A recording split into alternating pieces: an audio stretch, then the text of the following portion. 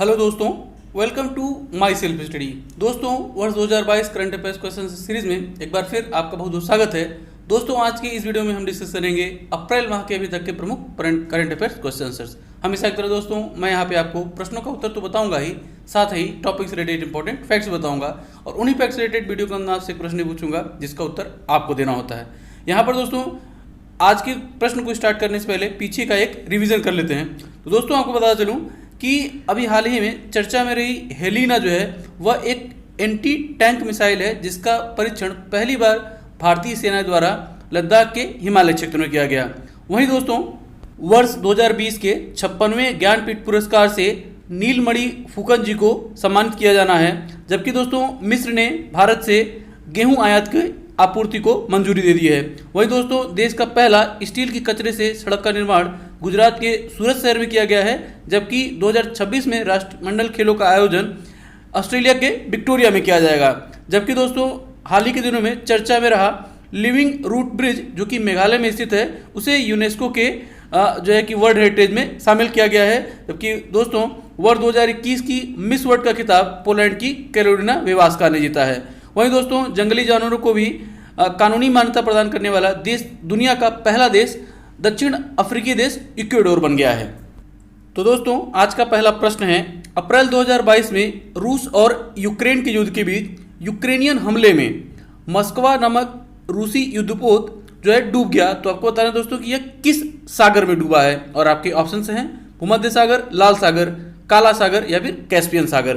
तो दोस्तों, इसका सही आंसर हो जाएगा ऑप्शन थर्ड, काला सागर। दोस्तों, यहाँ पर ध्यान रखिएगा कि यह जो मिसाइल से हमला किया गया था उस मिसाइल का नाम नेपच्यून मिसाइल था। अब दोस्तों, बात यहाँ पर काला सागर की हो रही है, तो काला सागर की एग्जैक्ट लोकेशन जाने के लिए मैं आपको ले चलता हूँ मैप की तरफ। ये है हमारा प्यारा भारत, और काला सागर की लोकेशन के लिए हमें जाना होगा नॉर्थ वेस्ट की तरफ, यानी कि उत्तर पश्चिम की ओर। तो दोस्तों, ये देखिए, यहाँ से हम इधर के साइड में अरब सागर है, फिर इसके बाद ईरान और अज़रबैजान जॉर्जिया के ऊपर दोस्तों ये आपको दिखाई दे रहा है ब्लैक सी, इसके ऊपर यूक्रेन और बगल में यहाँ पर रसिया है। और इसी ब्लैक सी में, इसी काला सागर में दोस्तों, यह जो मस्कवा नामक जहाज था वह डूबा है।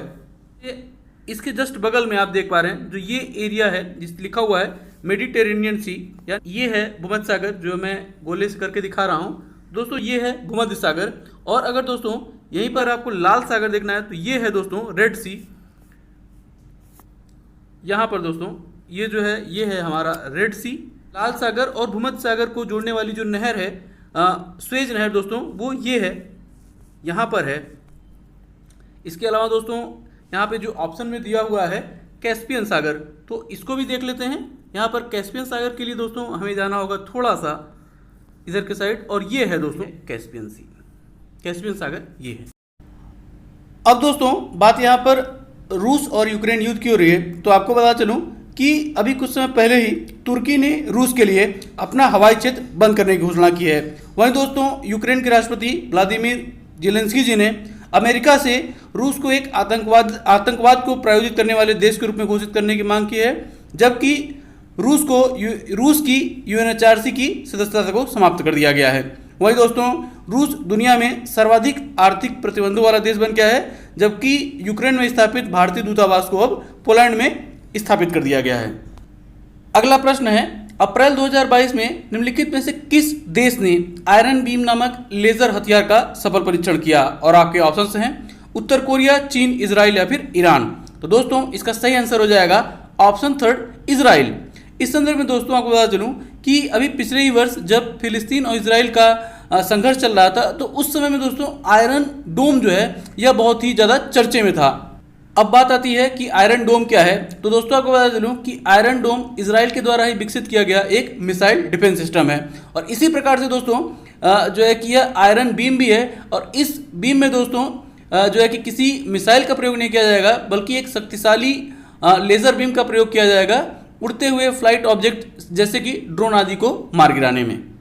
अब दोस्तों, बात यहाँ पर इजराइल की हो रही है, तो आपको बता चलूं कि इजराइल की राजधानी है तेल अवीव। हालांकि दोस्तों, इजराइल अपनी राजधानी को यरूशलेम जरूर बताता है, लेकिन भारत सरकार ने अभी तक यरूशलेम को मान्यता नहीं दी है, इसलिए हम तेल अवीव को ही अभी इजराइल की राजधानी मानते हैं। वहीं दोस्तों इजराइल की जो मुद्रा है वह इजरायली शेकेल कहलाती है, जबकि वहाँ के प्रधानमंत्री वर्तमान समय में नफ्ताली बेनेट जी हैं। वहाँ की दोस्तों जो जनसंख्या है वह लगभग 92 लाख के करीब है और इसमें ज़्यादातर लोग यहूदी धर्म का पालन करते हैं। वहीं दोस्तों अगर हम इजराइल की भौगोलिक सीमा की बात करें तो इसकी स्थल सीमा सीरिया, लेबनान, जॉर्डन और मिस्र देशों से लगती है। वहीं दोस्तों अगर इसकी तटरेखा की बात करें तो एक बहुत बड़ी तटरेखा भूमध्य सागर के साथ लगती है, जबकि एक छोटी सी इसकी कोस्ट लाइन रेड सी यानी कि लाल सागर के साथ भी है। वहीं दोस्तों आपको बता चलूं कि जो अभी कुछ दिनों पहले ही चर्चे में रहा है अल अक्सा मस्जिद, वह इसी यरूशलेम में स्थित है।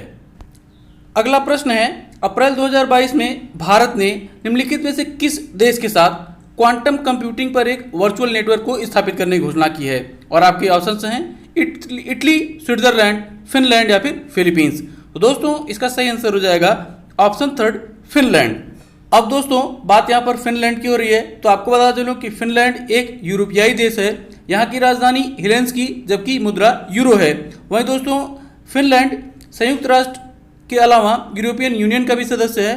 वहीं दोस्तों अगर हम फिनलैंड की सीमा की बात करें तो फिनलैंड की सीमा स्वीडन, नॉर्वे के अलावा रूस से भी लगती है। फिनलैंड को 1000 झीलों का देश के नाम से भी जाना जाता है। वहीं दोस्तों आपको बता दूं कि अभी कुछ समय पहले ही जारी एक रिपोर्ट के अनुसार फिनलैंड दुनिया का सबसे खुशहाल देश है। अगला प्रश्न है, अप्रैल 2022 में BRO यानी कि बॉर्डर रोड ऑर्गेनाइजेशन द्वारा दुनिया में सबसे ऊंचाई पर स्थित सबसे लंबी सुरंग को बनाने की घोषणा की गई है। तो आपको बताना है दोस्तों कि यह सुरंग किस पास यानी कि दर्रे से होकर गुजरेगी। और आपके ऑप्शन हैं उमलिंगा पास, सिपकीला पास, सिंकुला पास या फिर रोहतांग पास। तो दोस्तों इसका सही आंसर होगा ऑप्शन थर्ड, सिंकुला पास। इस संदर्भ में आपको बता दें दोस्तों कि 4.25 किलोमीटर लंबे इस सुरंग का निर्माण 16,580 फीट की ऊंचाई पर BRO के द्वारा प्रोजेक्ट योजक के तहत किया जाएगा। वही दोस्तों आपको बता दूं कि BRO के द्वारा ही अभी कुछ समय पहले ही लद्दाख के उमलिंगा पास में दुनिया का सबसे ऊंचाई पर स्थित वाहन चलने योग्य सड़क बनाई गई है। वही दोस्तों अभी फरवरी 2022 की बात है कि जबकि लाहौल स्पीति को मनाली से जोड़ने वाले जो है कि अटल सुरंग को दुनिया की सबसे ऊंचाई पर 10,000 फीट से ऊंची ऊंचाई पर स्थित सबसे लंबा सुरंग होने का भी गौरव हासिल हुआ है। अब दोस्तों बात यहाँ पर BRO की हो रही है, तो आपको बता चलूं कि BRO की स्थापना 7 मई 1960 को भारतीय तत्कालीन प्रधानमंत्री स्वर्गीय जवाहरलाल नेहरू जी के द्वारा की गई थी और इसका मुख्यालय नई दिल्ली में स्थित है। ध्यान रखिएगा दोस्तों कि BRO जो है वह रक्षा मंत्रालय के अधीन कार्य करता है। वहीं दोस्तों वर्तमान समय में BRO के महानिदेशक लेफ्टिनेंट जनरल राजीव चौधरी जी हैं। एक चीज़ दोस्तों आप और भी याद रखिएगा कि BRO न केवल भारत में बल्कि अपने जो फ्रेंडली जो मित्र देश हैं उनके यहाँ भी, जैसे कि नेपाल, भूटान, अफगानिस्तान, म्यांमार, तजाकिस्तान आदि देशों में भी अपनी योजनाएं चलाता है। अगला प्रश्न है, अप्रैल 2022 में प्रवर्तन निदेशालय यानी कि इन्फोर्समेंट डायरेक्टरेट ने किस अमेरिकी कंपनी के 757 करोड़ रुपए की संपत्ति को जब्त कर लिया? और आपके ऑप्शंस हैं अमेजॉन, गूगल, एम्बुए या फिर फ्लिपकार्ट। तो दोस्तों इसका सही आंसर हो जाएगा ऑप्शन थर्ड, एम्बुए। अब दोस्तों बात यहाँ पर ईडी की हो रही है, तो आपको बता चलूं कि ईडी की स्थापना 1 मई वर्ष 1956 को की गई थी। इसका मुख्यालय नई दिल्ली में स्थित है। वहीं दोस्तों ध्यान रखिएगा कि प्रवर्तन निदेशालय वित्त मंत्रालय के अधीन राजस्व विभाग में काम करता है। वहीं दोस्तों वर्तमान समय में प्रवर्तन निदेशालय के जो निदेशक हैं वह संजय कुमार मिश्रा जी हैं, जो कि एक IRS ऑफिसर हैं। वहीं दोस्तों सीमांचल दास के रूप में एक विशेष निदेशक की भी नियुक्ति की गई है। दोस्तों कुछ समय पहले ही अभी ईडी के निदेशकों का कार्यकाल 2 वर्ष से बढ़ाकर 5 वर्ष किया गया है। अगला प्रश्न है, अप्रैल 2022 में प्रधानमंत्री मोदी जी के द्वारा निम्नलिखित में से किस शहर में विश्व के पहले global centre for traditional medicine का उद्घाटन किया गया? और आपके ऑप्शंस हैं सूरत, गांधीनगर, अहमदाबाद या फिर जामनगर। तो दोस्तों इसका सही आंसर हो जाएगा ऑप्शन फोर्थ, जामनगर। यहीं पर दोस्तों अगर दिए गए ऑप्शन की बात करें तो अभी कुछ समय पहले ही गुजरात के सूरत शहर में देश का पहला स्टील के कचरे से निर्मित सड़क का भी निर्माण किया गया है।